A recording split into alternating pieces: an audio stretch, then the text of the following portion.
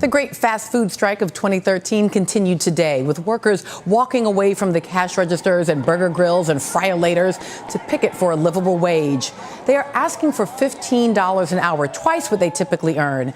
And they have been asking in Chicago and New York and St. Louis, Detroit and Flint, Michigan, at restaurants like KFC and Taco Bell. They went on strike today at a McDonald's outside Milwaukee in the western suburbs, saying McDonald's can well afford to pay them more. This nationwide strike comes with funding from one of the biggest unions in the country, the SEIU. In Milwaukee, an SEIU member said she sees the movement growing. Quote, more and more workers are beginning to realize they have a voice. What those fast food workers do not have is a union. They do not have a union job. They have MIC jobs and MIC wages and MIC benefits. They do not belong to unions, and it is not at all clear that they stand any real chance of forming unions at the local Burger King. The history of improving the lives of workers in this country is very much the history of unions. Organized labor created the weekend as we know it.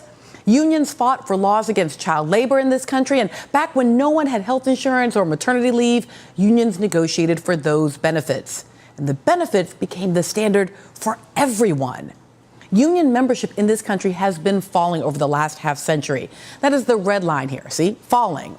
The blue line shows what has happened to the middle class in that time, also falling. As the unions have been shrinking, so has the middle class's slice of the pie. These days, a union member is 5 times more likely to work for a government than a private company. Public workers are the last stronghold of labor unions in this country, the last stronghold for the people who brought you health insurance and the weekend.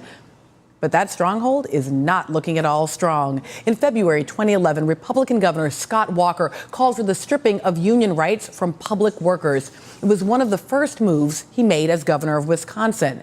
And the backlash from the public was immediate and sustained. It went on for weeks, the biggest protest the state had ever seen. The unions and the public knew exactly what was at stake. They knew, but they could not stop the bill. Governor Walker signed the bill stripping union rights from public employees in March of 2011. Now, the idea behind the bill was fairly simple. It took away unions' ability to collect dues automatically from members. So each member had to choose to pay each month, which makes union membership feel more expensive. At the same time, the bill limited public workers' rights to bargain for better wages and benefits. So being in a union felt more expensive just when the new law made that membership seem less valuable. It is classic consumer psychology, and it worked. Within months of Wisconsin's law taking effect, teachers were trying to figure out how to get members to stay members, to pay their dues and stay involved. By the end of 2012, the state teachers union had lost a third of their members, so many that they agreed to merge. Last year, union membership nationwide hit the lowest level since the Great Depression. In Wisconsin, union membership declined 14% last year. In 1 year. Now, Governor Walker is floating the idea of taking union rights away from police and firefighters, too, since it's been working out so well for the other unions. Here's the thing. When Republican officials talk about stripping union rights, they say it will save the taxpayers money because the teachers won't be able to bargain for raises and benefits. They say it will be good for the union members who won't have to pay dues anymore, and so on and so on. That is the public argument for taking away union rights. But there's another explanation for why Republicans like Scott Walker would be so determined to go after labor unions. Back during the Wisconsin protests on this show, Rachel Maddow ran the numbers. Watch. In 2010, post Citizens United, 7 of the top 10 outside spending groups in the election were all right-wing. Chamber of Commerce, both of Karl Rove's groups, the American Future Fund, Americans for Job Security, all of these right-wing groups, the only non-conservative groups that cracked the top 10 were the Public Employees Union, the SEIU, and the Teachers Union. That's it. Unions are the only competition Republicans have in electoral politics.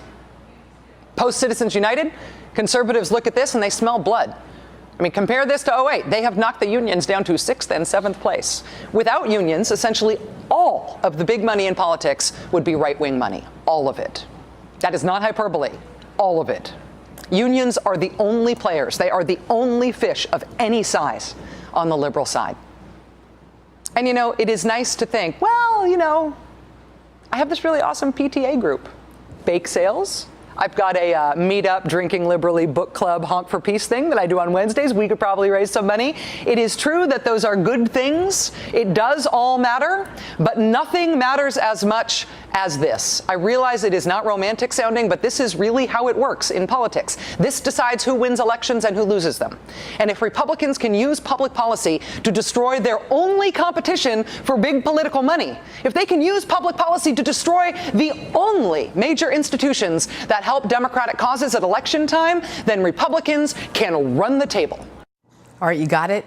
Unions not only gave us the weekends and health insurance, unions not only gave us the middle class, unions then gave that middle class a way to take part in the political process, in the significant part of the process that involves putting money into political campaigns. And when union members get involved in campaigns, they tend to throw their considerable support behind Democrats, not Republicans. In our politics now, rightly or wrongly, we have big money corporate interests on the Republican side.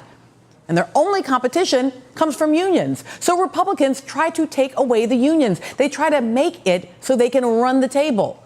That part of the plan is also working. Today, the Milwaukee Journal Sentinel reported that the public unions in Wisconsin are losing their influence in the state capitol. Quote, in just 2 years, spending by the state's public employee unions on lobbyists has slipped from the summit of Wisconsin politics, leaving business interests uncontested at the pinnacle of Capitol lobbying.